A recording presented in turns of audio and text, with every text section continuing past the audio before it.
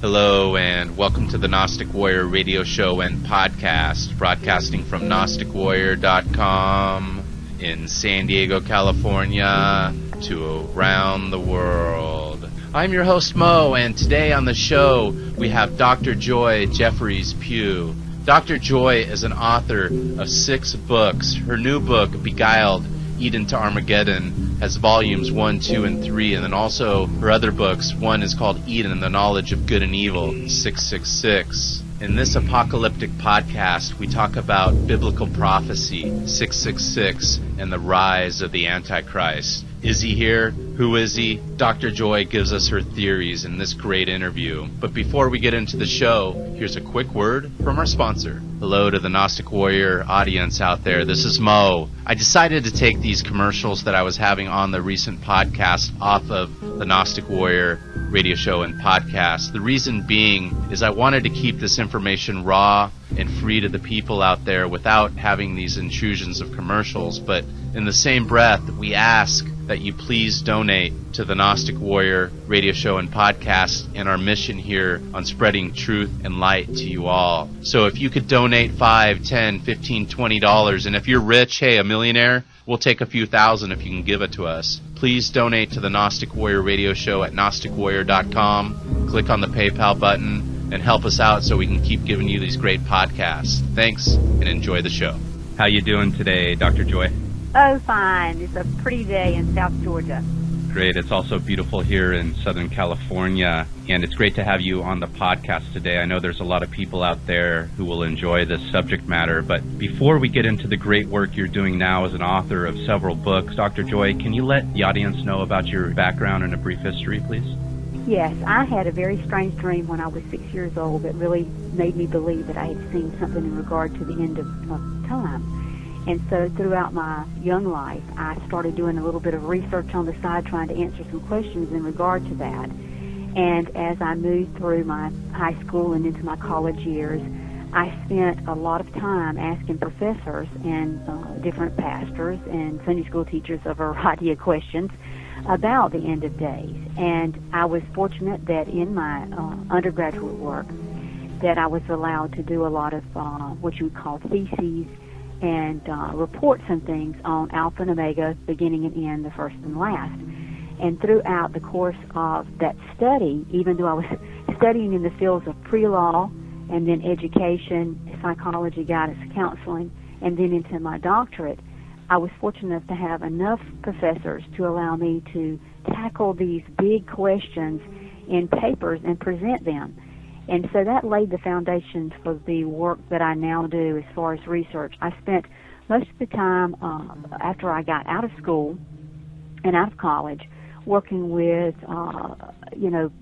handicapped. At the time we called them handicapped individuals.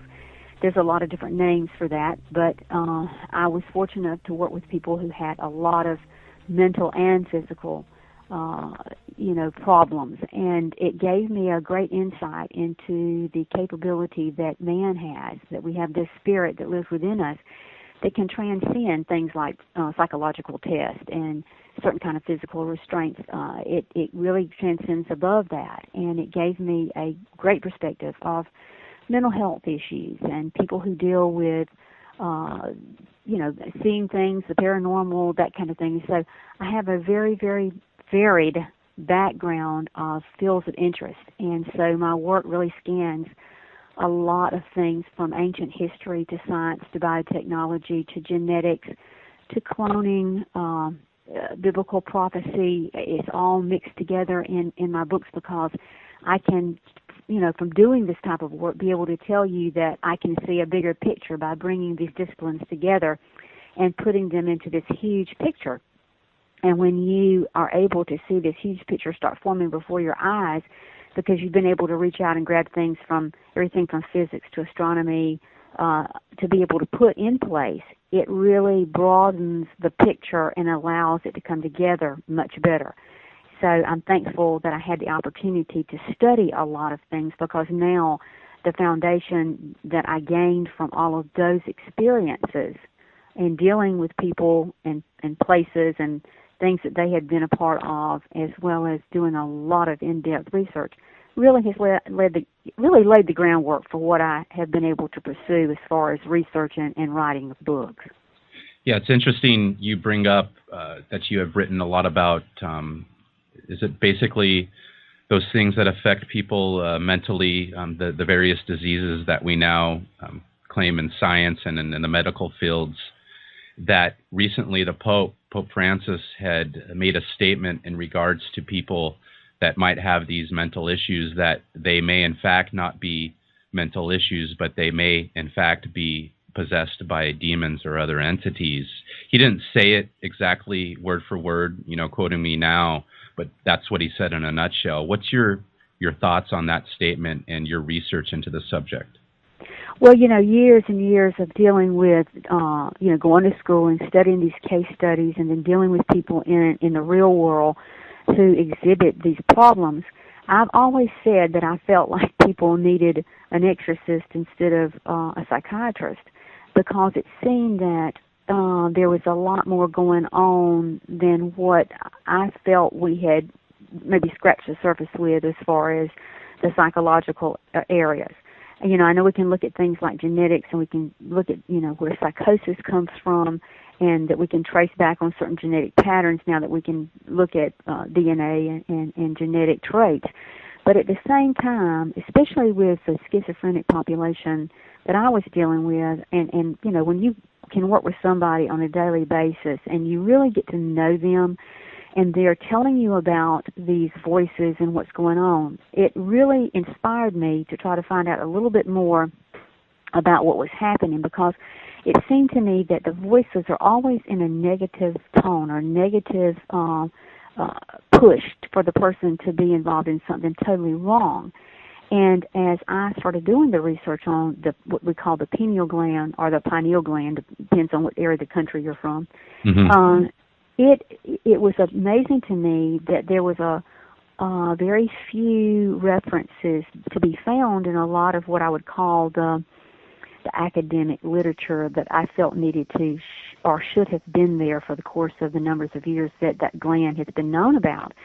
And when I went back and really started just digging and found out that there was a lot of things in regard to the Eastern, religions that had invoked what they call the Kundalini, or the serpent of the spine, into an area of this area called the pineal gland, and then determining what kind of hormones were being released by it and what was going on with it, and that it had in its really makeup quartz-like stuff, and that quartz could really consider, in my opinion and from my research that I've done, to be kind of like a transmitter and receiver like we have in a radio. They can pick up radio waves. And, when you think about a radio wave being an AM or, say, an FM station, you can just move the dial just a little bit and flip, and then all of a sudden you're picking up something totally different. And it seemed to me that in doing this research that I was doing, that these people were like, one minute they were hearing everything like they should in the, let's say, the real world, in which we would say was the okay realm. And then all of a sudden something was allowing that transition or that transmission to flip to something that they could hear something else. And, I got so close to one person that I was doing this with, because I was just so engrossed into understanding it, that it became quite evident to me that they were really hearing something, that it was not something that was being made up or whatever. And then I'm like, well, isn't that kind of interesting? Could it be that they can hear something that I cannot hear? And, we know that from dogs and other animals with the capability of hearing, let's say, whistles at a certain megahertz that you and I can't hear, but yet the whistle can be going off and the dogs will be running like crazy through the neighborhood. Mm-hmm. So it's not that there's not different levels of sound, but that there's different levels in animals that can pick up and hear other things that you and I would never be affected by and never hear. So, those kinds of things, not finding answers like that should have been in the medical research, made me really take note. And so that led to a lot of reading and research in the Eastern religions and the meditative states. Of course, transcendental meditation was something that was really popular during the time that I was in college. Astral travel, you studied those types of things, and especially that was when the LSD people were really starting to have what you would call the live trips, in which they would interact with beings from other planes. And so, looking at what medicine was able to induce in people was interesting to me, especially in the DMT research, where people would actually see similar beings. And, I had always had a keen interest in Hitler because of his genetic desire to make a perfect race and all the science that he had that was kind of underground that kind of surfaced after all that had happened, the parts that I could get my hands on. But finding out that he and his group had literally a place called Camelot, that they went in and they remote viewed, and during these remote viewing sessions, they were seeing these same creatures that a lot of the people who have the LSD trips, or let's say even people that I've dealt with who have, we're fixing to see this all come to pass with the marijuana being legalized, and I'm like, if people just knew the people that I had dealt with that had seen these same type beings when they were under certain influences of these drugs, it kind of makes you nervous about somebody driving down the highway if they are in fact having some type of crossover. And by crossover, I mean going from one realm into another, that I do think Mo exists within this, we can see three-dimensionally, but it's like I mentioned before, we can't hear certain sounds that dogs can't hear, and we can't see with our eyes unless we have like microscopic type microscopes to look and see what even viruses and bacteria look like at small levels, and then we're getting into nanotechnology and everything's even smaller. So there's a whole world that's all around us that is alive in a different realm than what we can see and hear, and even in the light spectrum that our eyes can only see certain things within a certain spectrum of light. There's already capability to cloak things and it be right in front of your eyes just by bending light. In other words, you could be sitting there and something's right in front of you. You'd never see it because the light that you're allowed in your eyes, the human eye, will not pick it up. So, when you start thinking about that we live in a world where there's things we cannot see that are going on all around us, and it may affect us, it may not affect us.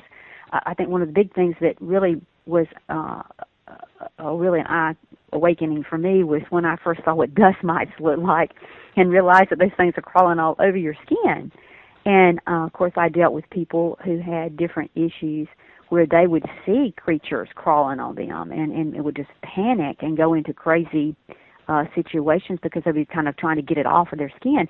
And I'm like, is it possible that instead of it being a type of psychosis, could they really be seeing something in the microscopic world? Because it is a terrible thing if you have not ever put your hand under a microscope, a real big microscope, and looked at all the bacteria that's moving. And you, most people would freak out. We know that Howard Hughes, he was so engrossed by things like that. But there are some people that if they saw that, they would freak out, because there are people who wash their hands all the time thinking that they're getting all this off. Yeah, right.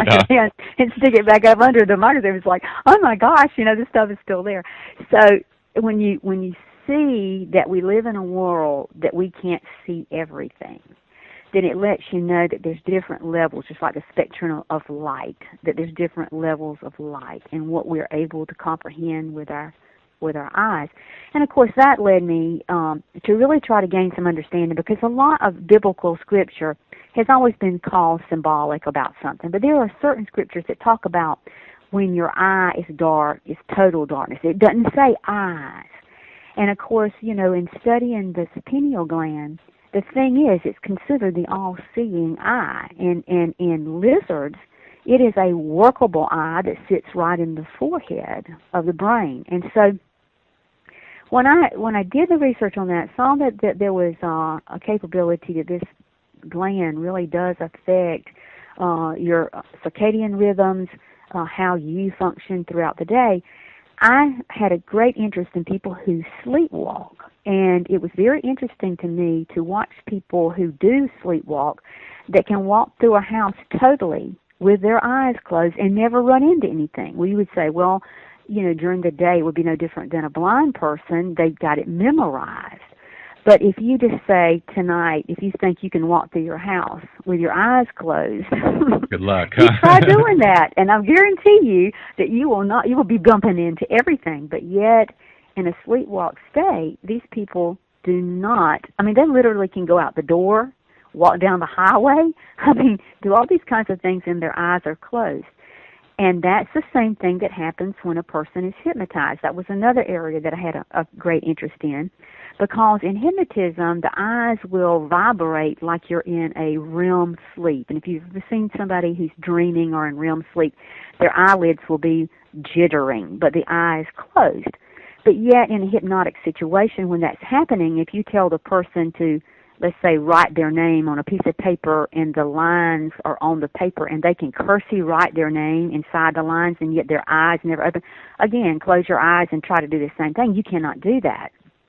So something is at work in the human body that is directing people when they sleepwalk and when they are under hypnosis, and at the same time, I believe, under the what we call the medical terms of maybe schizophrenic behavior. And so I do think that probably there's a lot more that's known about these kinds of things. And I think that Pope Francis is right on the mark. I do believe that this has something more to do with the gland and the manipulation of the gland by something that's really here with us that we don't normally see. Now, with the research that I've done into the UFO phenomena, abduction phenomena, and that kind of thing, and the fact that these beings, according to the case studies and the people that I've worked with, that can go, that literally they can be in a room and then be out of the room, almost like that the window doesn't hold them. They can go through it. It's almost like beaming up Scotty's Star Trek kind of stuff, that they literally can be transformed some way physically and move through something. And the most interesting thing is that they have their bodies because they can see it. Now, knowing that there is such a thing as astral travel, and the fact that, you have the silver cord that supposedly connects you back to the body and it can never be broken. If it's broken, then, of course, it dies. There's all kinds of research out there in regard to that. And even in near-death experiences, case studies that I've done with that, the people that I've talked with, face-to-face, they're not telling a story. They're not after to make the headline news about it. Most times it's very personal and it's very unusual, and they just want to understand it. And I know one of the most interesting cases I had was with a person that had died on the operating table and was able to see his body laying there, could hear the doctors talking, and he said he was floating up in the ceiling area looking back down at the body, and then being moved on, in which he believed he went down this tunnel and, of course, went into this light and was able to see some family members and actually visualize what he believed was heaven. And then hearing his name called, and he said, he was told he was going to have to go back, and he said he looked back and he could see the tunnel, and all of a sudden he was going back down the tunnel. And when he got right to his body laying there at the hospital, he said it was an interesting thing. He says, I flipped over and went in to the head area. And I'm like, do you know if you went in through the nose, the mouth, through this pineal gland, what, of course he didn't. He said when he got to the point, his body flipped over and he went into it, like, in that area, at the head area. So, here's a person that's a Christian. Here's a person that's, not trying to make up anything. He's trying to put together information to share with people, and some people would pay attention to him and some people wouldn't. He came to me because he knew that because of my research that I have looked at so many things. There's very few things that I have not seen or heard about. So most people don't mind telling me things because they know I'm not going to go, well, it's called the paddy wagon and have you put in a straight jacket and, you're off your rockers. These things are really, truthfully happening to people. Even in the UFO community, there are a lot of people, Christians, who had things happen to them, but they won't tell anybody for fear somebody's going to tell them that they're wacky. Yeah. And that keeps people from talking about these issues. And I have taken a lot of, because I am willing to, to express and talk about these kinds of things. And sometimes people say, oh, well, she's just a UFO person, or she's just the person that talks about so-and-so. They don't realize that I am a researcher. This stuff interests me because I can see it all bringing a puzzle together about what's going on in the real world, what's really, really happening, the real truth of the matter. And sometimes that is a very bad pill to swallow. If you don't want to know the truth, sometimes you can just play in the fantasy world or making up whatever you want to live in and go on about your business. And let me interrupt real quick. I want to just talk about your studies into UFOs and then also into biblical prophecy and then demons and spirits. Would your study and the science that you've studied over the years, do you think that these people that claim to have encounters with aliens or UFOs in another world are actually encounters in the spirit world with these, who the Greeks called demons that were bad and good angels, and then who the Christians simply call angels today? What's your belief? Are these aliens or are these spirit beings in the world we can't see? When I did the research in my book, Eden, the Knowledge of Good and Evil, I found that going back and doing the historical search of what were these things called throughout history, the very first indication that you have in any kind of writings, of course, are the writings of Enoch and the book of Enoch, where these beings were considered fallen angels and that they would come upon the daughters of man and they would traumatize and cause them to have children that in turn became giants, and these giants were very bloodthirsty and whatever. And because that had happened, I looked into, of course, Genesis, and Genesis 6:4 talks about the same thing. But the most interesting thing to me was to run it all the way back to Cain, because Cain being born and his name in Hebrew being acquired made me stand up and listen to what was the curse that God placed upon this serpent. And going back and looking at Revelation, the book of Revelation, the serpent is the great dragon, and the old serpent, it says, that was there in the garden.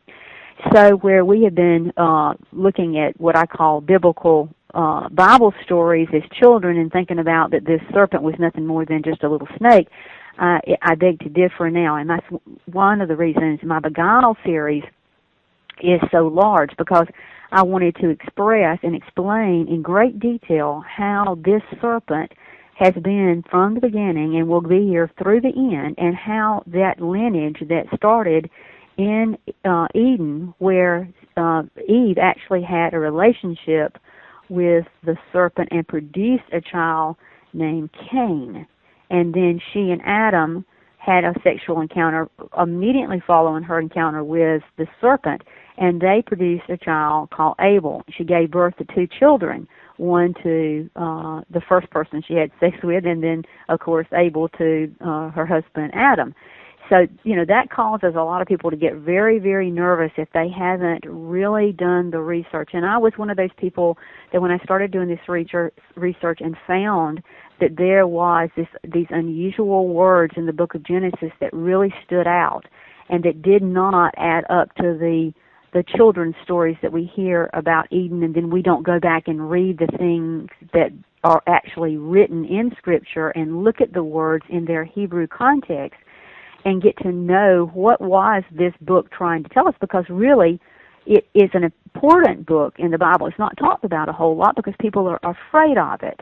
And I have tried to tackle it so people aren't afraid of it, so you can lay your foundation and understand how something could be here among us, rule us, and control us, and at the same time, we would be subjected to whatever their rulership and control was. And I think when, Jesus came to earth and Satan was the one who took him up and said, if you'll worship me, now this is Satan who was created by God, telling the Son of God, look, if you'll worship me, I'll give you the kingdoms of this earth. So we know we live in a fallen state, and we know that we live in a fallen world. And so if he could offer the Son of God the chance of ruling the kingdoms here, we know that the kingdoms have been ruled since we left out of Eden into this fallen world by satanic beings. And who is this? Who is the serpent? What has your studies led you to the serpent before you go on? Well, the serpent is the great dragon. He's the guy, according to biblical scripture, and even some of the books that are outside of the biblical text, that talk about this being called Lucifer, who literally was the light bearer. And he, in fact, was a cherubim who was really the first in command over really God's host of heaven. So he really had been created as a bright, beautiful being that had great intelligence to oversee the other host of heaven, the other angels and cherubims, Rephaim. There's a lot of different names for the types of angels, the archangels and that kind of stuff. But since we know from some of the books, like the Book of Enoch and other works, that he became, I guess you would say, because of free will, wanting to be God himself. And when that happened, that was not a part of God's plan. And when God placed him out of the heavenly realms because of that stand against him, then he threw, of course, Lucifer and of course we know Enoch, the Book of Enoch says 200 of those angels that followed after Satan onto the earth. And, we can look at biblical scripture, we can look at other scriptures that are not even biblical, and find the discussion about fallen angels. And I think that's the thing that's most interesting to me, is that there's where we first start seeing that something is here with us. And you've got the fallen angels who, the works have showed us that there was something here, and that they were doing something quite evil because we know the flood came about. But like we were talking earlier, the fallen angel became other names of things. We can look at back in history to the incubus and the succubus, to the fairy folk, to the little people, all the way up to the little alien beings. I show through my research and in my books that those are all the same thing, that they've been here all the time, they're with us all the time, they are around us, they manifest in and out of the realm that we can see, the light realm that we can see. And I explain this, if you've ever seen let's say an F-16 flying and they hit the sound barrier, and if you get a picture of that, what you see is the front of the plane will be actually encompassed inside of a cloud, and then the rest of the plane, the other half of it, will be showing on the outside of the cloud. And many of the UFOs seem to be revolve around a cloud, where somebody will say, well, I saw a cloud and all of a sudden I saw this thing there. It seems that there is something breaking through either a realm, no different than when people say, well, I was watching this object and all of a sudden it was just gone, it vanished. So, it went from one step to another step, yet our eyes could not behold what really happened to it. But yet, like I mentioned before, if you just change the light of that image or the light around that image, then it can be totally cloaked and be sitting right in front of you and you not really be able to see it. People get very nervous when I tell them that, the Book of Enoch, and even in the Book of Daniel, it talks about the watchers and that they are watching us. And some people go like, oh, I don't, I just freak out. Somebody told me, somebody's constantly watching me. But according to Scripture and according to the Book of Daniel and the Book of Enoch, there are these beings, and we can't see them, but they can see us, and they are watching us, and they are watching us all the time. So, People think, well, what they did in secret, it's always been that the Bible tells you that you can't do anything in secret, that God knows everything. And once you understand how what you can see with your very eyes may not be what's really all around you, it gives you a whole different perspective of thinking nobody's watching what you might be doing. And like I say, some people can deal with that, and some people can't. I always tell them, like, if you're going to read my books, you don't. If you're scared of hearing about things like that, you don't need to read them before you go to bed at night. You need to read them while it's sun shining outside, because I don't try to hide anything. I don't try to pamper it up, and I don't try to tell you that I got this information from a prophet or that I'm a prophet. I literally am a researcher, and I'm presenting this as a case just as I would if I was doing a case defending somebody in a jury, and I'm presenting it before the people to say, look at this, look at this, look at this, look at this, so that you can really put in perspective things that have happened to you in your life that didn't make sense, or if you've got questions about what's going on around us, what happened in the past, what really did occur in Eden, what really did occur. I mean, we're fixing to see new pictures about Jesus and new pictures about Noah coming off the Hollywood screens. And yes, I've seen some of the trailers, and it's not according to biblical works, and it does not really follow the true nature. It's more made into a Hollywood glamour kind of film, much like we see with the Passion of the Christ, in which Mel Gibson did a lot of strange things as well, and changed up to make it a little more dramatic and a little more fun to be able to watch. You have to still go back, and you need to read the scriptures for themselves and get the underlying of what's really going on.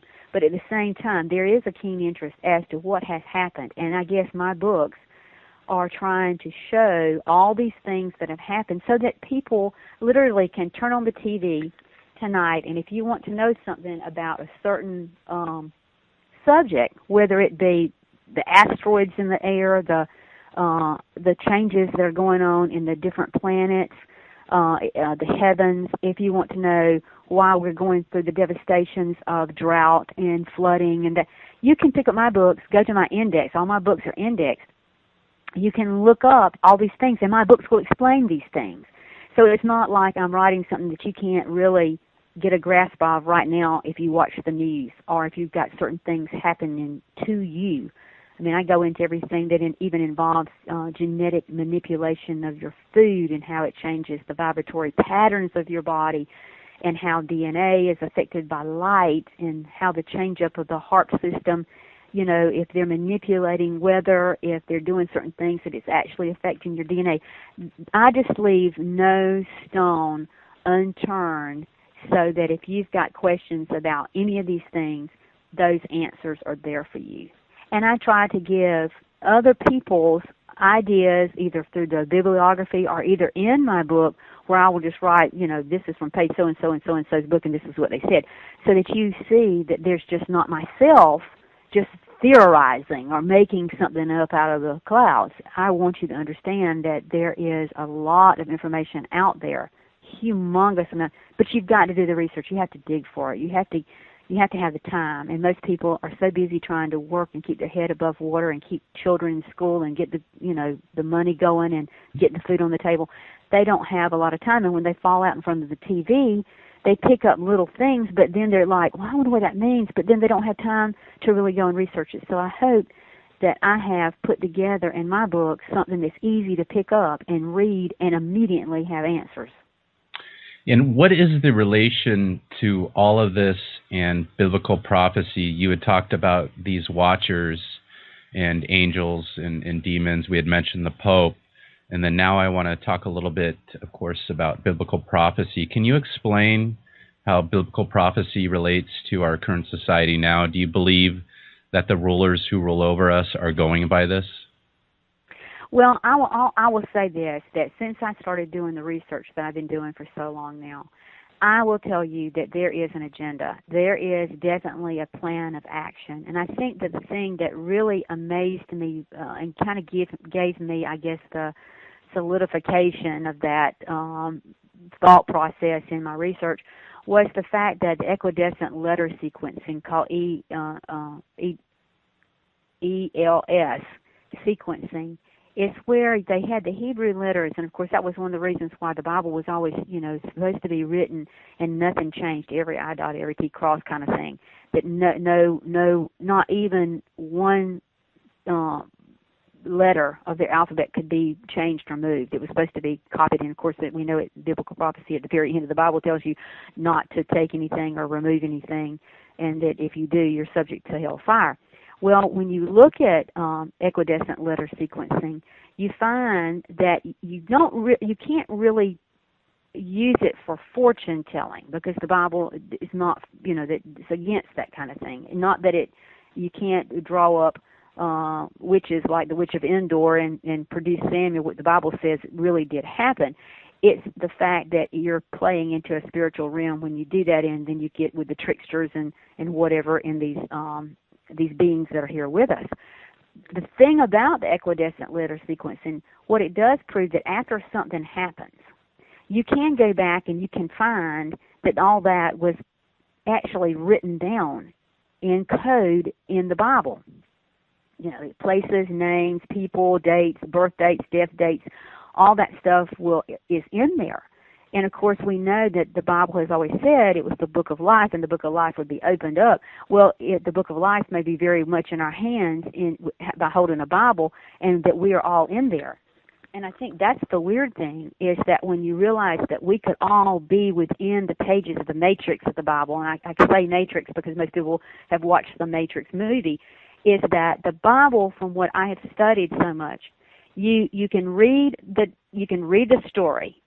Then you can read the individual scripture, and then you can read the individual words and get meanings. But then you can also take the words and put the words into Hebrew, and then you can take the Hebrew letters of one word, and from there you can get vibratory patterns that indicate additional information. And when you think about that they could be that many levels to the Bible, it's telling you that, first of all, no human being could have ever written that. That, we can take and look at other books like Gone with the Wind, War and Peace, some of those bigger books, and equidistant letter sequencing is not in those.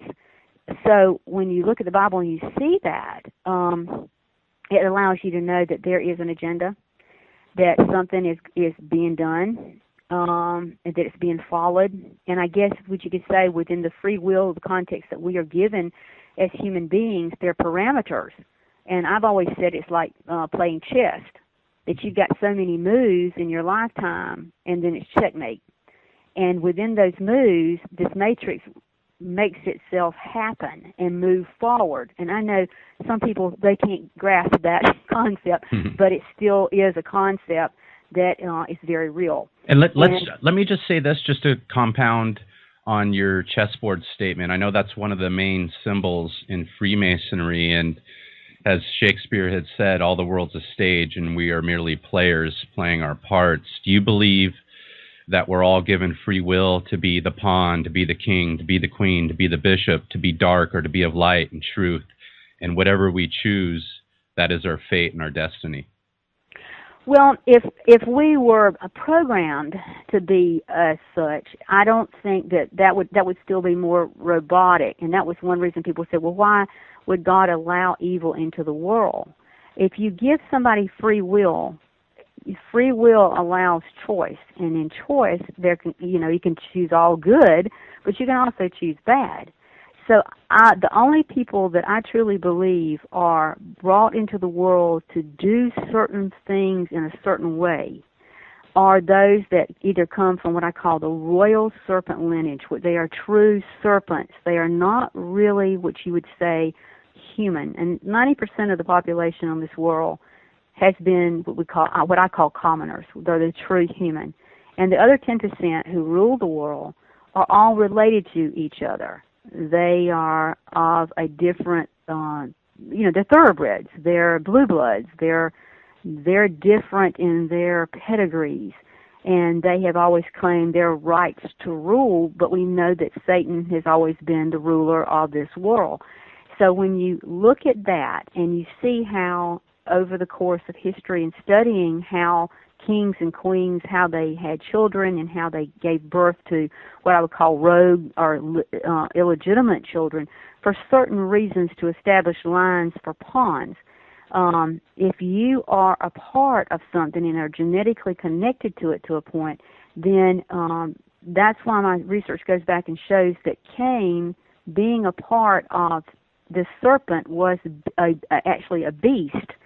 And when you have a beast mentality, you're talking about no communion or, with the Holy Spirit, because the Holy Spirit that was breathed into Adam, and which was also seen in his son Abel, because Abel in Hebrew means breath, and then his son Seth that Adam and Eve had after Abel was killed, was in Adam's likeness and his image. Cain is never mentioned in Adam's lineage.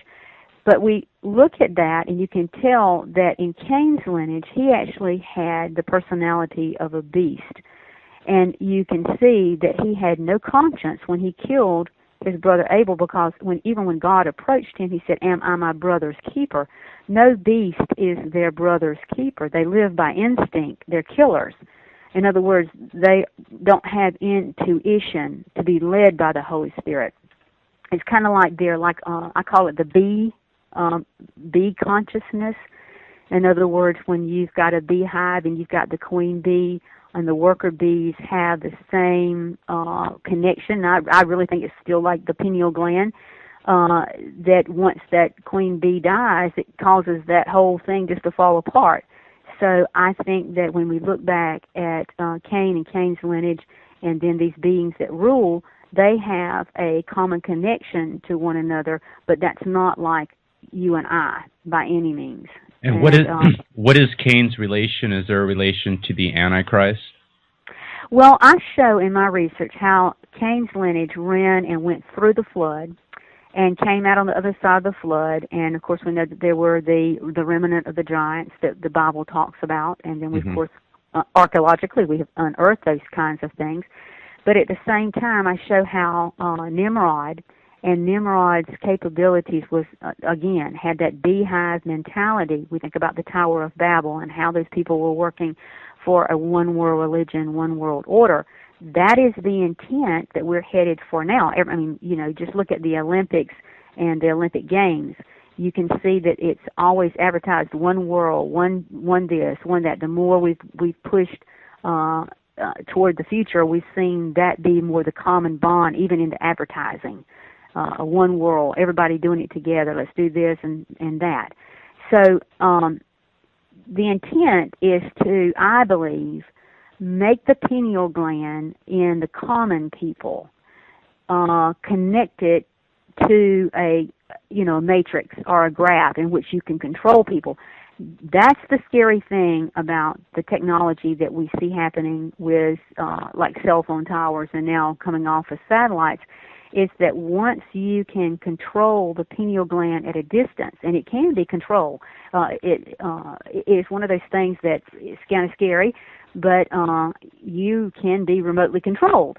And the more that technology gets to a point that you don't have a biological response to fight against it, then somebody can literally take away your free will and actually dictate to you, just like the worker bees are done in the beehive.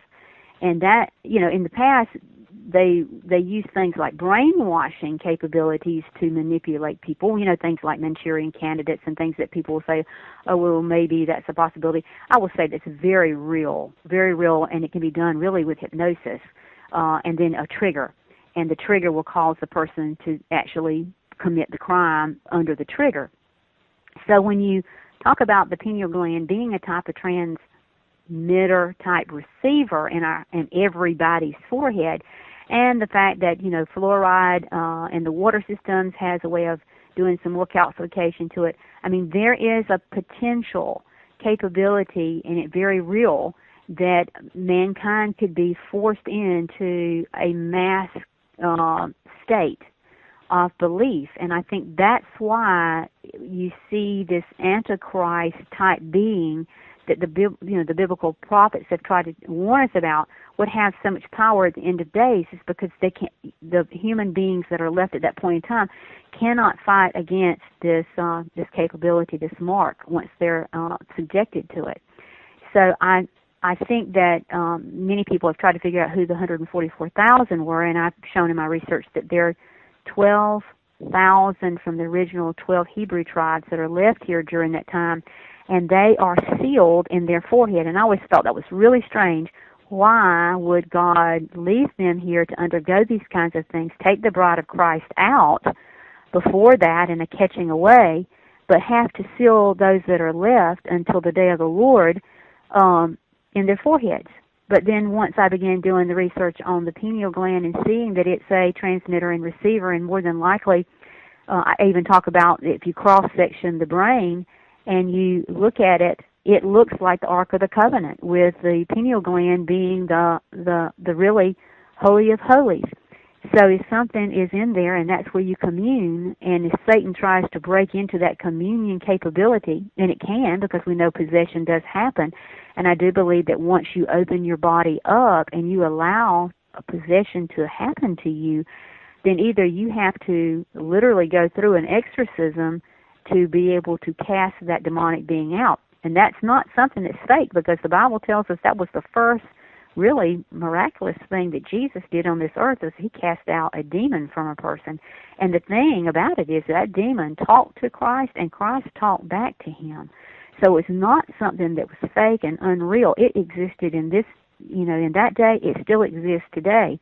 Yeah, and it's interesting you bring up that, Jesus had essentially talked to these spirits because they wouldn't be seen by the normal people. And today, if some atheist scientist or psychiatrist was to see Jesus, they would maybe label him as schizophrenic, possibly. And it's interesting, many of the early church fathers and saints had debated with these elementals, and now, of course, they're considered demons and evil entities. Would these Hebrews, you had mentioned the 12,000, are they related to the serpent race? No, they're not. The Okay. Hebrews are the original 12 tribes that were the 12 tribes of Israel, the 12 tribes of Jacob who became Israel. Okay. These people have what we call pure lineage. And I explain pure lineage in my books because the reason that Noah was even mentioned as pure is that for the lineage of Jesus, or the lineage from which Jesus had to be born, could not have been a mixed lineage. And when you talk about the lineage of Cain, his lineage was mixed. In other words, he was not after his kind. The Bible specifically tells us that when God created everything, he created these things after their kinds. He created an apple tree to produce an apple tree, an orange tree to produce an orange tree, but not an orange tree to produce an apple and an orange tree. It sounds like almost how that, like the donkey was created, and all these animals that weren't here by God, but that man had made it together to create, kind of, right? That's right. Gotcha. That's right. And when you see what we're doing biogenetically and crossing things like humans and apes and fish and tomatoes and all these kinds of things, we are playing with something that Genesis specifically tells us was not good, because the things that were good were straightforward in that this was created with this to create seed after their kind. So when you see that there is a difference, that lets you know that this pureness is very important. And I could never understand what it was talking about, the bride of Christ at the end of days, and why the pureness had to be there and the virginness. Then you go back and you can see that, Christ has always been considered the bridegroom.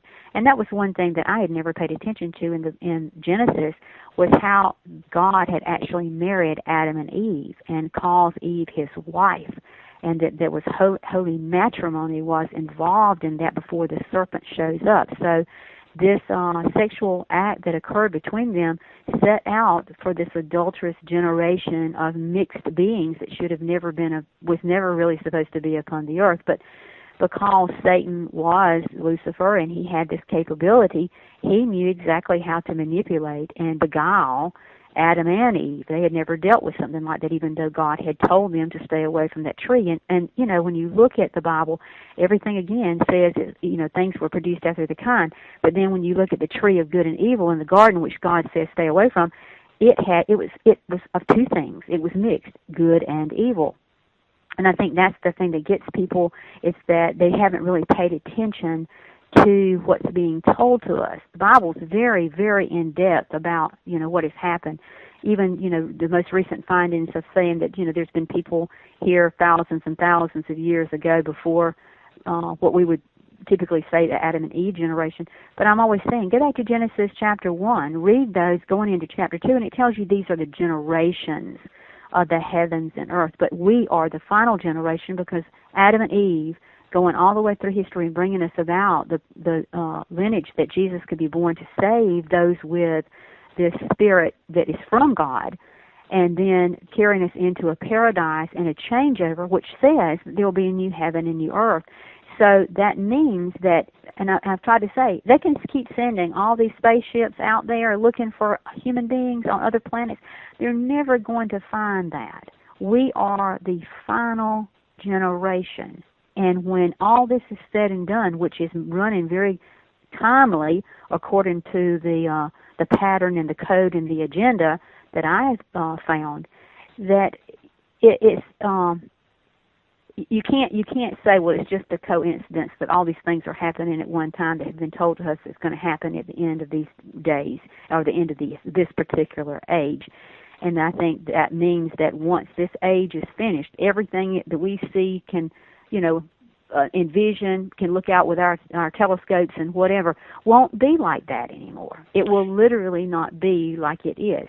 So, where these other planets, maybe they'll say, well, maybe there was life there one time. Well, maybe there was life there one time, but there's not life there anymore. We are the final generation. Can you explain why you talk about the Antichrist, the rise of the Antichrist to prepare? Is this the final king of this age to destroy this age and start a new age? Well, I think that when we talk about the ages, I think that an age where we've had change after change after change over the course of billions of years, that could have, God could have existed. I mean, we're talking about a being that's not created. He just is. So everything that's been created after that time has got to come to a finale. And I think the moment that he put the breath of life into Adam and Eve, that was the final underpinning of ending this war between darkness and light. And once that's gone, it will never be another generation. In other words, it will be on and on and on, but never considered an age after we are finished. So what the Bible says is that there's going to come this man that is going to be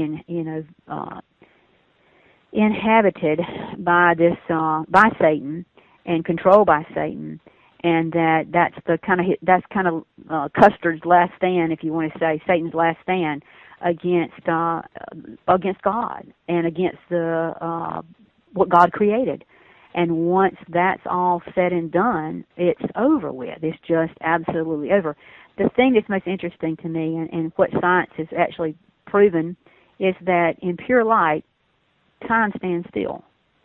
So literally, the Bible tells us at the end of days, of course, there's no more sun, there's not anything like we envision now with our eyes, but it's pure light. And when you get in pure light, it's forever. It does not have an age, or it does not have a time limit. It is literally forever. So, science has literally proven the Bible. I was always one that tried to, match science and religion together, and people go, oh, they're just like so far apart. Why are you trying to do that? But I will tell you, in the last probably 10 years, I've seen our science and our advancements in science actually proving the case for the Bible, and it's a very strong case for it. Yeah, and to be honest with you, Dr. Joye, I've also found the same thing in researching current modern science and then tying it to the Bible as well. And I know they had talked about these days where this would happen and these revelations would come forth. And let's go back to the Antichrist just briefly, because I know there's a lot of people in the Gnostic Warrior audience that wants to still understand exactly what's going down. Do you believe all the recent changes here in the U.S. government with several high-ranking military officers, I think we're going over 100, have been changed, released, let go of their duties, fired, the old Pope stepped down. The new Pope, Pope Francis, has stepped up, that they're preparing for this Antichrist to come in. Oh, yeah. It's like I mentioned, there's an agenda. And I think that the step down of Benedict was probably the biggest red flag that I had been waiting for, because I had written about the prophecies of St. Malachi in regard to the prophecies of the numbers of popes, and that the last pope would be Peter the Roman. And when Benedict stepped aside to let Francis take over, was like saying, okay, now we've got the last person in place that's supposed to be here. So you know the time, there's a timeline. And most times in the past, all the popes would have either had to have died or in some cases been murdered, like John Paul I was murdered within the context of the numbers of days that he was supposed to live, according to the prophecy of the Pope. So if you look at that and you see that Benedict stepped aside to allow Francis to take over, you know, if you're talking about him representing and being the vicar of Christ, he should have died in office. I mean, that literally would be like Jesus going to the cross and going, oh, wait, God, I don't really want to do this right now. Why don't you put somebody else up there? Let me live just a little while longer. That is not. If you truly are the Pope, you're supposed to be the vicar of Christ. So therefore, if you're the vicar of Christ on earth, then you should have gone to your death totally just like John Paul II did. Benedict was in a lot better shape than John Paul II. I mean, think about how weak and how feeble and how terribly sick that man was. But it was just because it was not the time. It's like in my book, Eden, I showed that John Paul II was put in at a time when the Shroud of Turin had actually had the blood taken off of it. And his words were that he was supposed to be the Pope during the time of the fissioning. Fissioning is a word that was used a long time ago for cloning, because there was no such word like cloning. It was called fissioning. And when we think about fissioning something, that's what John Paul said, that he wanted to make sure that he was, you know, that the fissioning had occurred. So he lived through the fissioning to see it happen and see the cloning of what I believe was blood from the Shroud of Turin, to literally give us a man to walk on the face of the earth who has the look of Jesus, and at the same time to have the pedigree of Cain's lineage within his context of how he rules. So it fulfills not only John the Revelator's words of that there would come this beast, and in the Greek form of this, what is called the image of the beast, he was talking about an iconic image of a being. And for many, many years back, when I first started doing research on end times, a lot of people were saying, oh, it'll be a statue that talks, or it'll be a big beast computer. They were always using something, and I'm like, no, there's something else here. It's like it's in the image or something. And then when, of course, I ran across the Greek and understood that it was the word icon, and that icon, it would be like an iconic statue. But at the same time, who was the number one icons? And I went back and found, well, who is the number one icon that would have been something that John would have been talking about? And I found that some of the oldest iconic paintings, actually the oldest is of Jesus. And I started thinking, well, isn't that interesting that Jesus himself said, be careful, you know, they're going to come other people pretending to be Jesus, you know, pay attention. But then the Thessalonians also says that this man is going to stand in the temple of God, proclaiming himself to be God. And that was the thing that really drove home that it could be a clone, was that he's standing in the temple of God. And when we think about what was it that Jesus told the Pharisees and Sadducees, he said, you know, 3 days I'm going to raise this temple up. And they laughed at him because they were like, oh, they were thinking about the regular block temple, because they said, man, it took years. You can't raise it up in 3 days. And he was talking about his body. And we know that in the resurrection, his body literally rose from the dead. And the Shroud of Turin is the perfect relic to prove that. I mean, it's the relic that really, it's the greatest evidence of resurrection that could have ever existed, because that is the most researched relic in all of history. And everybody and their brother, I'm talking about the top name laboratories, when they did their, what they call the stirrup committee on that cloth, they sent people from like Los Alamos. We're talking about big time jet propulsion laboratories. These people were involved in looking at this shroud years ago and taking blood from it and cloning some of that blood and proving that that blood was from a man that was crucified and that he was of Jewish nationality. So when you look at this and you see the type of science that's been done on that, then you see what the Bible is saying in regard to an image of the beast. And the beast being, we know that Satan, or the serpent, was the most subtle beast of the field, who's most intelligent. He was considered a beast. For a human being to be born, we are born with the breath of life. Like I told you, 90% of us are born with the breath of life. If you are born in the lineage of Satan or as a serpent, you're born with an unclean spirit within you that cannot ever go back to God. And it has to roam the earth. And in my book, Eden, the Knowledge of Good and Evil, I talk about the Epic of Gilgamesh and about the giant and why he was looking for the rose to be able to give him eternal life in the flesh. And that's what the Rosicrucians were always trying to, to make flesh live forever so that you didn't die, so therefore your unclean spirit wouldn't have to walk this earth. Unclean spirits are what possess people. Those are the entities that Christ cast out and talked to, and they talked back to him. So these things do exist. And so when you look at what could it be that could stand in the temple of God and not have either or, the only thing would be a clone, because in a clone situation, you take an egg of a woman and you take out all the DNA nucleus of that egg. And all you have to do is put in one cell of whatever it is that you want to clone.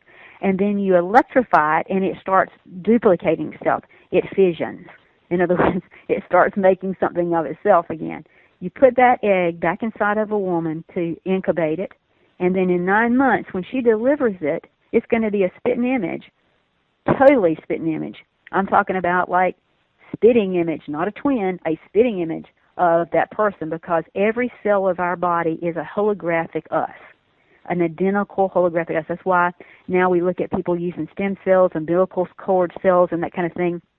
In the event they have some kind of problem, let's say with their heart or their lungs or things like that, you can literally grow a heart in the laboratory using certain proteins and put that person's heart in there and replace the other one, and it would never have any rejection. It would be total acceptance because it's of the same person. So in looking at this, that was the thing that just blew me away, is that where people have been trying to think that it has to require that not only the temple of God in Israel be of importance things, and we know that all the utensils and all even the Ark of the Covenant, they've got one that they've got a big one that they've built that now is on display in the Institute Museum in the Old City of Jerusalem right now. But they put everything together, they got everything ready to go. But I just think it's strange that somebody has not paid attention to what John the Revelator said, and that was that it's going to be this image, and this image is going to have a beast within it.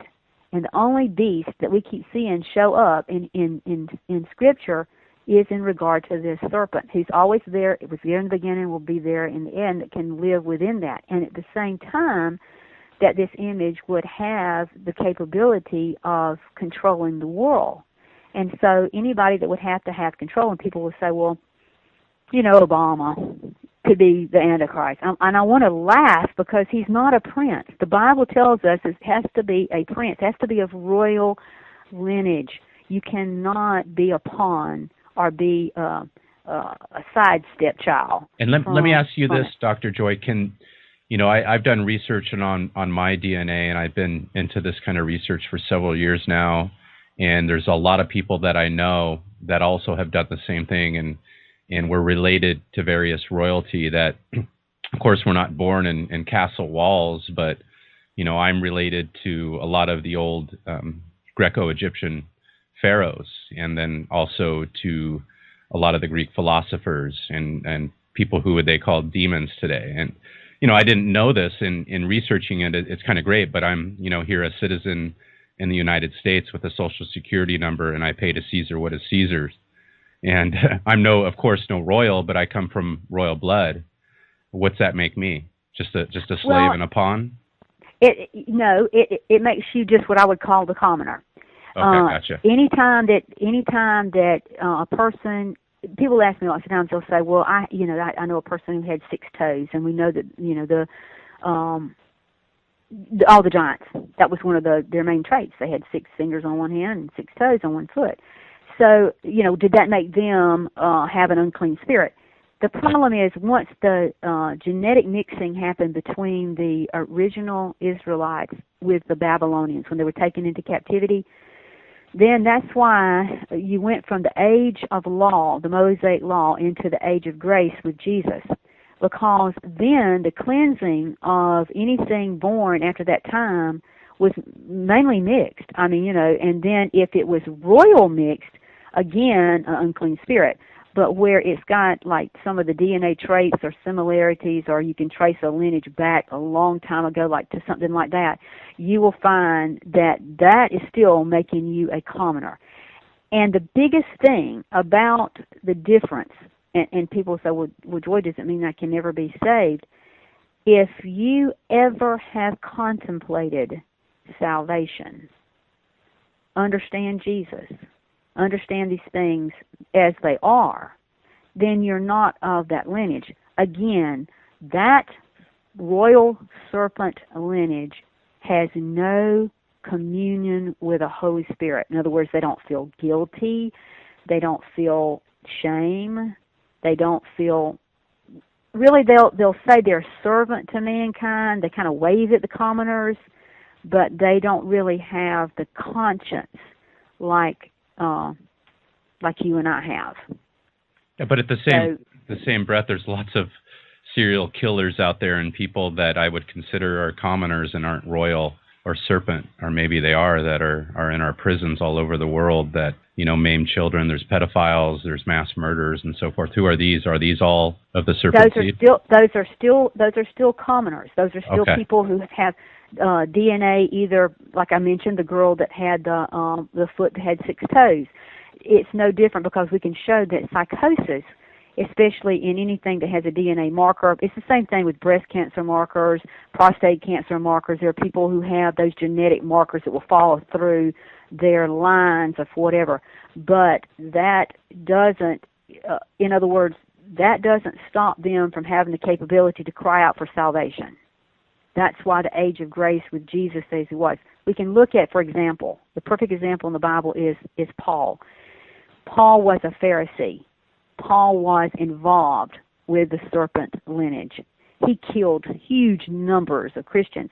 But what happened to him on the road to Damascus was that when he saw Christ, it literally says his eyes had the scales all off of them. And when you talk about, again, the pineal gland, the lizard, having the pineal gland that does work, I will always believe when it talked about the scales, and that's trying to teach you that you can rise above anything genetically like that unless you are born pure. And if you're born pure, it's like Cain. He had God. He could have said, God, I didn't mean to kill Abel. Please forgive me. He never, ever asked for that. Those people will never want salvation. They think they're doing everything the way in other words, their agenda is set for them. They know that they're in a fallen state. Somebody that questions if they're in a fallen state, that tells you right off that they're not of royal decree. And to be of royal decree, you won't be out talking about it. It would keep you from ever bringing it up or having anybody know about it. And I think one of the funniest things that was said, and as well as I do, these beings love to use doublespeak. And people who are not familiar with doublespeak, they can be talking about stuff right in front of our faces and we don't know. But I know when William was born and Prince Charles, he was actually leaving the hospital and all the reporters were running after him, wanting to know about his son. He turned to the camera and he said, "He is in excellent form. Thank goodness. looking a bit more human this morning. Well, most people would say, well, little kids don't really look human when they're born, but I think most kids do look human when they're born. But at the same time, it's like when Princess Diana went on TV and tried to tell everybody that she had been used as a birthing chamber. And she called the British royalty lizards. When you understand doublespeak, you understand how people will use certain terms to try to give you a red flag. Now, if you're familiar with the game, like if for example, the prophecies of Nostradamus, as long as you've got the code, you can read the prophecies perfect. But not knowing where they switched a T for an R and an R for an I and whatever, then it looks like a bunch of mumbo-jumbo, out of order. So it's those people who have these ciphers, and I know in your research you've understood that the Knights Templar, that's how they did business. They had code. They did code. It's like our military. We have a certain way that we talk and we use code. We might be saying, hey, the sky is red, but we're really telling everybody the sky is blue. But if you don't know the code, then you don't understand the whole story. And I think that's the thing that just really got to me, was how much of this doublespeak is right before our eyes. And we take it literally for the meaning when they are telling those that are in the know exactly what's going on. And, that is even done with handshakes. People, they'll be, paying attention to how did the president shake so-and-so's hand, and did they use the thumb over the knuckles and all those kinds of things. Yeah, if you don't know that, then you don't know that. But if you know that, then you go, well, that deal is, and I've seen that done on a local level. I mean, I've been a part of things that people, that I've done this research that they did not know that I knew what they were doing, and saw them do it and see them have this great relationship and go, oh, that was interesting. And now you know why. But nothing was literally said.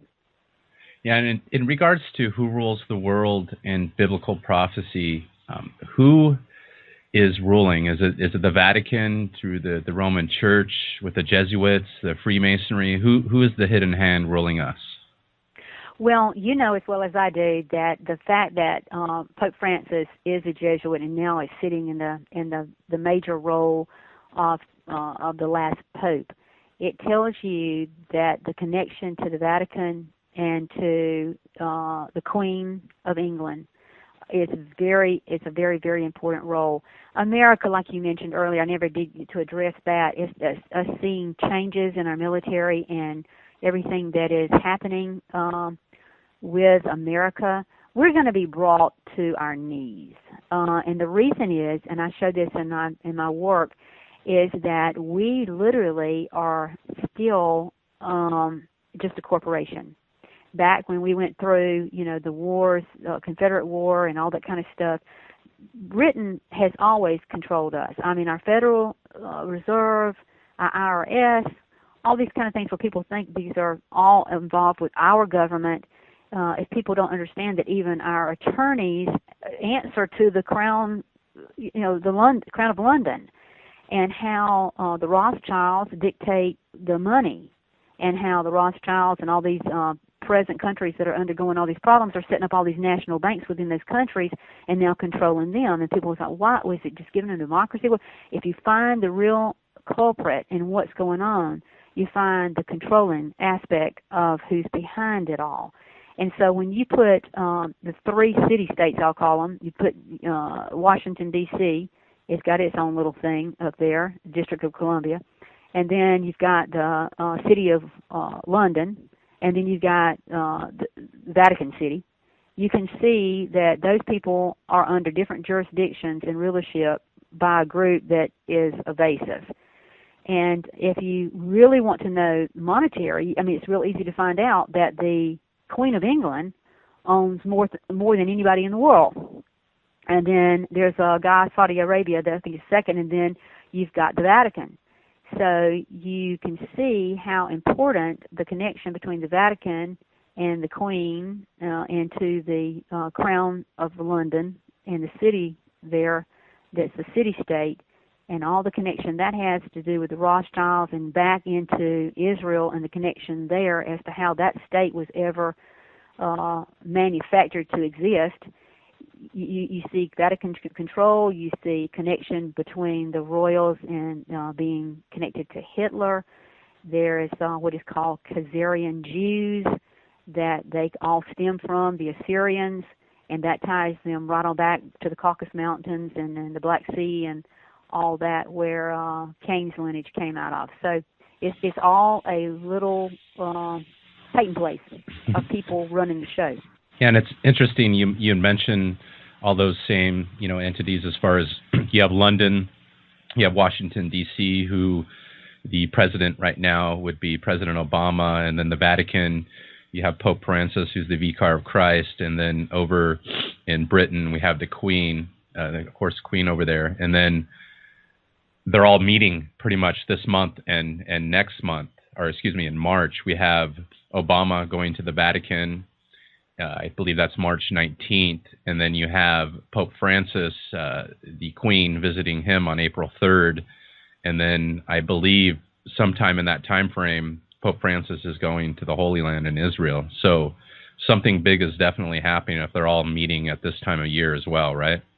Sure it is, and it's all on a plan. It's all being set forth. I mean, it's just like I think Kerry, he had given Israel kind of a deadline of April the 29th for the peace agreement to be achieved, and we know that a peace agreement, according to biblical prophecy, is the proof in the pudding as to when let's say the 7 years of tribulation or tribulation type events are going to start happening.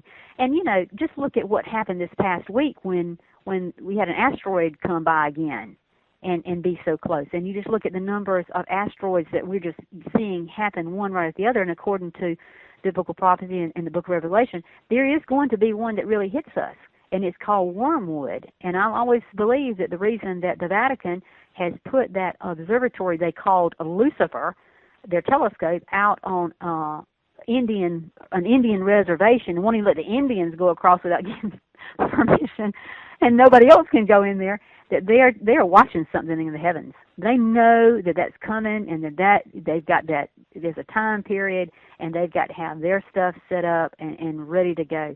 And if you look at even the buildings that are being built by these so-called people in Israel and the European Union, and that they're making them look like pyramids, they're making them look like the Tower of Babel. It's the symbolism of the serpent is just everywhere, and Washington D.C. is full of it, but so is the city of London. And I go in a lot of detail about the city of London, and especially that the city-state there, where the Crown of London and all the aspects of the ruling, where all the dragon statues are, the serpent statues, and how the Gog and Magog, how they're involved with all that, and how the Britain became what it is, and what is all there, and how that connects their royalty claim to be the lineage of King David. And literally, pedigree-wise, they have the right to rule Israel. Pedigree-wise, they can walk right in there today and say, "I'm going to be queen and king." Nobody else has that right but them. And there's no one there currently right now doing that. Right, that's right. So it's all set up, and I know the word dragon comes from Draco, which means large serpent. So it all ties in. When you hear dragon, it's the same meaning of serpent as well. So I just didn't realize until I started looking at the numbers of pictures from the city of London how many dragons are just all over that city. I mean, it's just unreal. I mean, you think about gargoyles and things that we see in things here, but nothing like those huge sculptures that are there. It's just absolutely. It says all the time. It's been right up under your nose, but you just haven't been paying attention to it. Yeah, it even says that I know on the CIA building, the truth is right in front of your face, or the truth shall set you free. I forget what saying is there, but it's all right there in front of us, and it seems to be happening. And this time, it'll be televised and documented and on the internet and be a worldwide event, reality show that all of us can witness. Will people, especially Christians, understand what is going on? Because a lot of them think just because they've joined the church and, were saved that they're have an automatic ticket to the kingdom of God in heaven, where they might say one thing, but they're sinners and possibly evil people when they go home. Do these people, are they going to believe what they see? And does all the Christians think that they're all going to go to heaven just because they are a Christian? Well, the problem that I've seen, and I think and the reason that I, again, wrote this Beguile series, Volume 1, 2, and 3, was to address those issues, because I think a lot of people believe certain things and they haven't really paid attention to how do I line up with this. Deception is a very cruel thing, and sometimes if you think you're doing right and you're not really paying attention, that's how Satan can destroy you. And I think that's why the Bible says that there will be some that will be left out of the kingdom who will say, Lord, Lord, did I not cast out in your name? Did I not do this? And he'll say, I never knew you. So it's really important, I think, for people individually to take time to really read the scriptures and to really stop and think, what am I doing every day that probably is not pleasing, that I could really make a difference and I could really change? I think right now that as close as we're getting to what I will believe the catching away, because the word rapture is not included in the Bible, but catching away is, of the bride of Christ, and that would be anyone that he would come back as a thief in the night to take and then bring back with the day of the Lord. You don't want to be left. If you wake up tomorrow, I always said that would be my worst nightmare, is to wake up tomorrow morning and the people that I knew that were Christians would be gone from here. That would be like terrible. I can't imagine what you would feel. So I think that it's really important that right now, while you have the time, that you really take the time to understand what it is that you need to get right with God. I mean, nobody's promised any day. I mean, people can die and the same thing happens if they haven't gotten right. But if if you're a young person and you're in pretty good health, there's no doubt that within the next probably 7 years, we're probably going to see something like the Battle of Armageddon really occur. I mean, it is all being lined up. I will say that the lines are being drawn in the sand, and prophecies being fulfilled. And the fact that Pope Benedict stepped aside and Pope Francis has taken over, and that I really do believe he's the final Pope, and I go into great detail about that in my new series, Beguile, because of the things that he is doing and how he is the Jesuits, and how the connection to the Jesuits and the connection to Islam and all that are connected with the Catholic Church. I think that people really need to be making sure that if they've got anything that's outstanding, that they're not just running to church as a social thing and jumping around and singing and clapping their hands and doing stuff, that they really need to be in repentance, and that means on your knees and in tears, because I don't hear a lot of people preaching repentance anymore. I hear a lot of people saying, oh, you can be wealthy, give to the church, and you can do this, and all these great things are going to happen to you. But it tells us that the road to heaven is a very fine line compared to the road that doesn't go there. So it doesn't mean that everybody gets in. And I know that, right now on TV is a real push that, we can all get to heaven. And even the Pope has kind of said those kind of things, that you don't really have to be of the same religion, that we all worship the same God by different names. But I would tell you that no other God is a Trinity, and no other God sent their Son to die to bring salvation to us.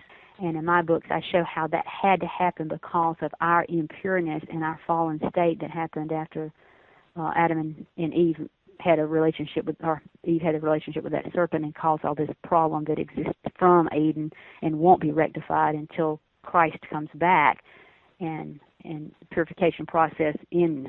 Gotcha. The other problem forever.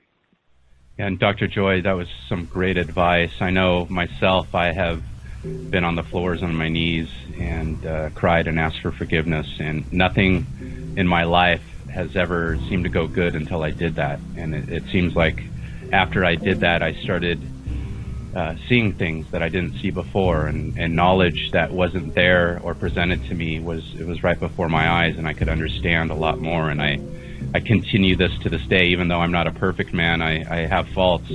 Those faults I recognize, and I try to work on them as I, work on my strengths, and then of course my spirit, and try to be a good person, spreading love in this world. And you've been an awesome guest, Dr. Joye. Your 3 books, I'll mention those because you've been great in educating people instead of marketing your books, which I love, Dr. Joye. So the latest book you have is called Beguiled, Eden to Armageddon. The book before that is called Antichrist, the clone image of... Okay, go ahead.